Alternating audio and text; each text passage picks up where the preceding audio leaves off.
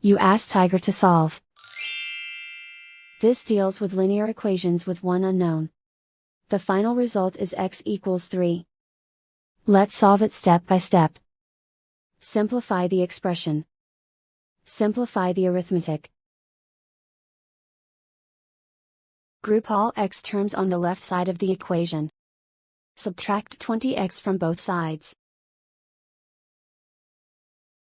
Group like terms.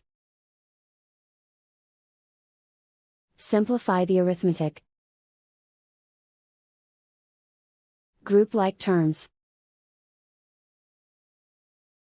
Simplify the arithmetic. Group all constants on the right side of the equation. Subtract 38 from both sides. Simplify the arithmetic.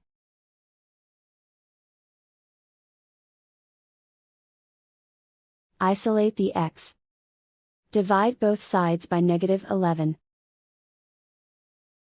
Cancel out the negatives. Simplify the fraction. Cancel out the negatives. Find the greatest common factor of the numerator and denominator. Factor out and cancel the greatest common factor. And so the final result is x equals 3.